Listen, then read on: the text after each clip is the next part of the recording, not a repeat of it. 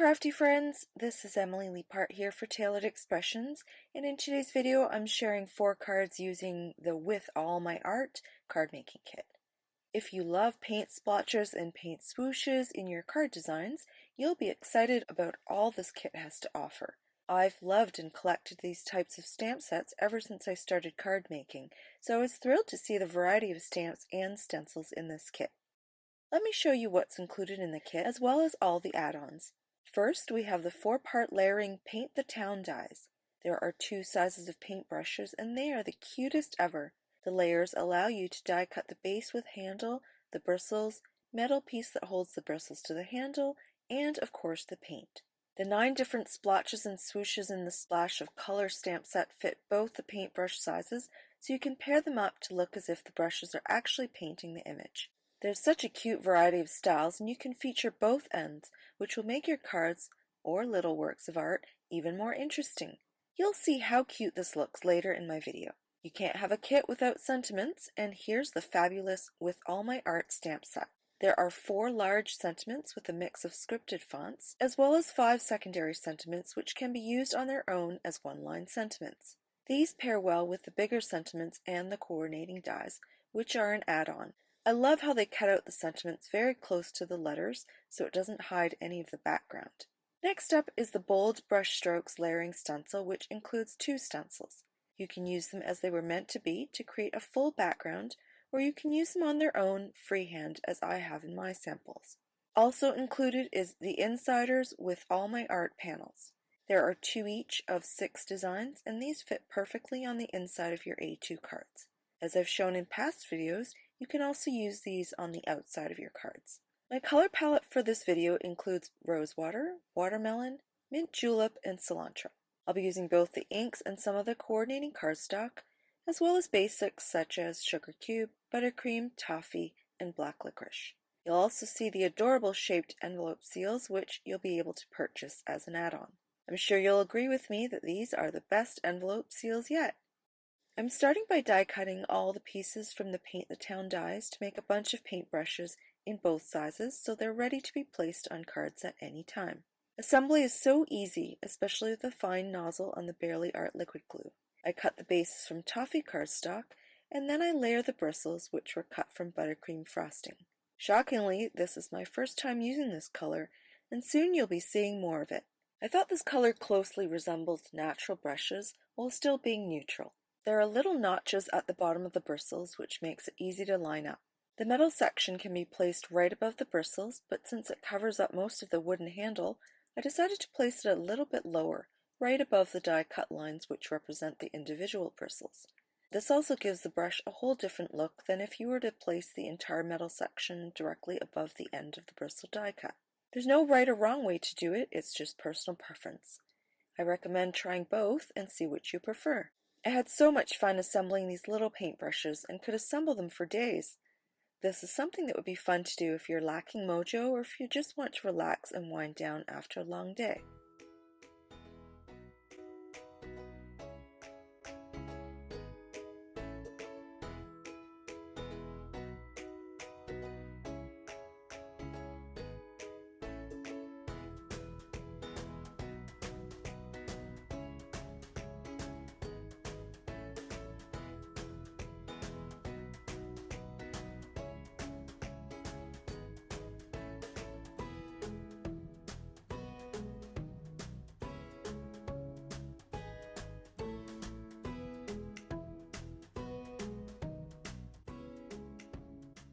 Let's get started on my cards. I'm going to use the Splash of Color stamp set to create 2 different A2 backgrounds. If you love abstract backgrounds, think of this as another way to use these shapes and patterns. If you love using paint strokes in their traditional way, then you can go to town with this set and add the paintbrushes. I'm going to keep it simple with this first design by stamping 5 different patterns off the edges at 2 opposite corners. I stamped the first one with rosewater, then watermelon, mint julep, and cilantro.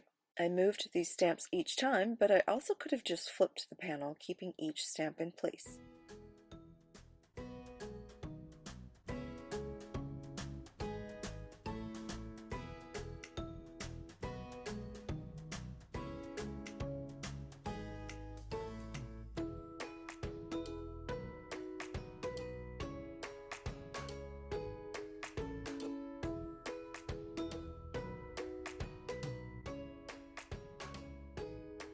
After the colors are stamped, I use watermark ink to stamp the splotch 3 times and use silver embossing powder to add shine to this design.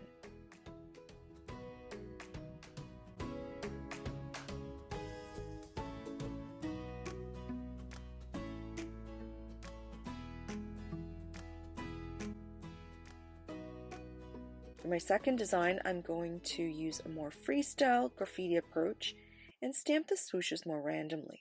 I'm also going to stamp 2 at a time and flip the panel to speed up the process. I did mess this up initially when I got to the second mint julep stage and accidentally used watermelon again. So I had to start over, but I've cut out that part and replaced the panel, then re-stamped up to that point.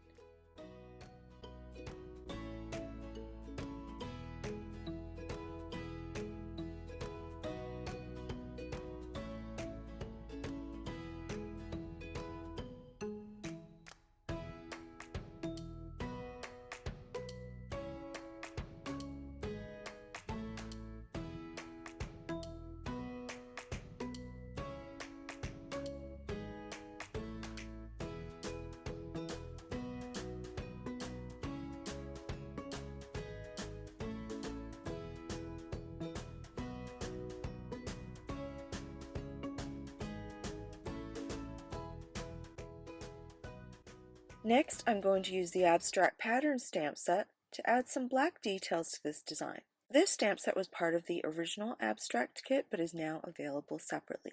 I used VersaFine Clear Nocturne ink for a super bold black, and I'll set aside this finished panel and move to the next card.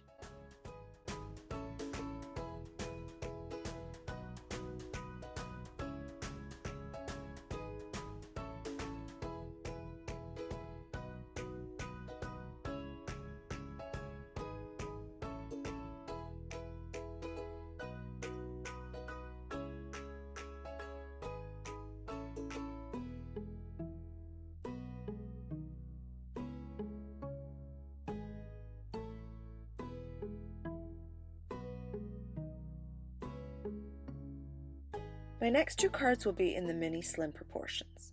While planning for my third design, I placed the stencil and test out which paintbrush size works for the stenciled swatches, and it's the smaller brush. Now I know how much space I need to leave and how much overlap the swatches can have to ensure that the paintbrushes will fit.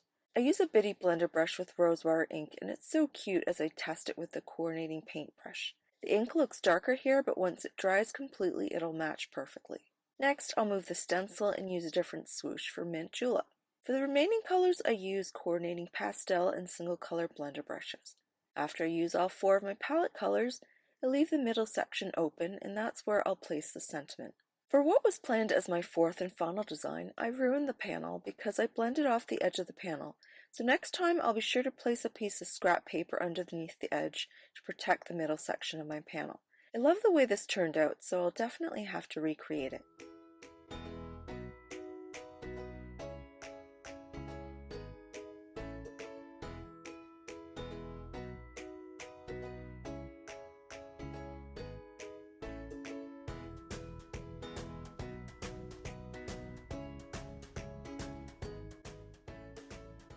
At this point, I thought I would just end at 3 cards, so I move on to stamp the sentiments. I stamped the first set with VersaFine Clear Nocturne ink on Sugar Cube cardstock, and the second set I stamped with Sugar Cube ink and heat embossed with white embossing powder on black licorice cardstock. I knew that I was most likely going to use all white on black sentiments since the card bases were all white with lots of color, and the black sentiments would pop the most.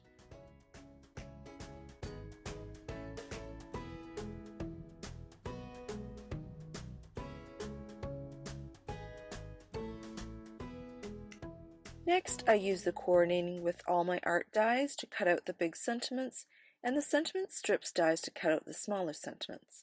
I finally got my hands on the sentiment strips dies, and I can't believe I didn't have them until now. They work really well with all of the Tailored Expressions one-line sentiments. After assigning sentiments to my cards, I'm ready to assemble them, but I'm also going to use basic standalone dies to add a few more details to these panels. I wanted to make sure that silver was represented on all of the cards, so I cut a shadow layer from silver foil cardstock, which I'll glue to the back of the second sentiment. For the first card, I used the A2 thin frame cutting plate to cut both silver foil and black licorice cardstock, placing one of each around the design. While I decide on how to finish the second card, I decide to use the stitched mini slim stacklets to cut out the center of the third card. I'll pop up this portion slightly for visual interest. Now I can start assembling my cards. I use a tape runner to attach the stamped panel to a sugar cube base, then I use liquid glue to attach the two frames. I wanted to pop up the sentiment with foam tape, but since the top part is too narrow to accommodate even the foam strips, I cut 3 extra layers and stack them together 4 high. Then I glue the entire unit onto the card, and that finishes my first card.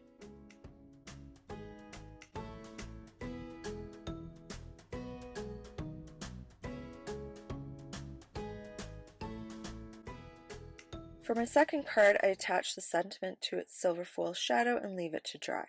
I chose a mint julep card base and used the A2 layer stacklets to trim down the panel.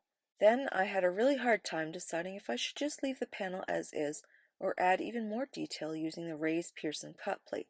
Obviously, I chose to use the raise. I added foam tape to the back of the sentiment, and that finishes my second card. Moving on to my third design, I've glued the outside frame piece to the card base and left the center panel sitting on top for now. Now I'm going to use foam tape and pop on the paintbrushes and black foam strips to pop up the sentiment.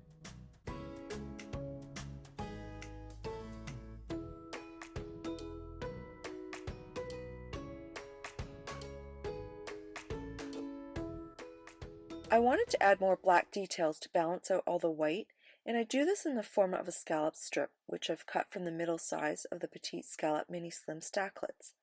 I play around with the two sides and choose the left side slightly more to the top of the card and glue that in place. I was originally going to pop up the entire panel on foam tape as well, but since it already has a lot of dimension, I'm going to die cut a second panel and simply glue them in place. At this point, I couldn't stop thinking about the other mini slim design I botched, so I wanted to do something a bit more bold and decided to place the paintbrushes on a black licorice panel with the remaining big sentiment. As you can see, I wrestled with the possibilities for sentiment placement, but stuck to my original plans. For the card base itself, I wanted to balance out the fact that there were 2 rosewater brushes and 2 watermelon brushes, but only 1 each of mint julep and cilantro. I cut 2 3.5 inch by 6 inch panels from mint julep and cilantro cardstock. Then I used my guillotine trimmer to cut them both diagonally in half, taping 1 each of the 2 halves together. After attaching that panel to the card base, I attached the black panel to the card, the paintbrushes with glue dots to give them a slight dimension, and popped up the sentiment with foam tape. Here's a review of all 4 cards using the With All My Art card making kit. I obviously got a little carried away, but the possibilities are truly endless with these products. They work so well for A2 and mini slim card sizes, but they'd work equally well for square cards, tags, and business slimline as well. It would be impossible for me to choose a favorite, as I liked the next card more than the previous. Still, I'd love to know which card is your favorite, and I look forward to seeing what you make with this kit. If you enjoyed this video, please give it a thumbs up and be sure to subscribe for more inspiration. You can find all of these products in the Tailored Expressions web store at tailoredexpressions.com. Thanks so much for watching, and I'll see you again soon.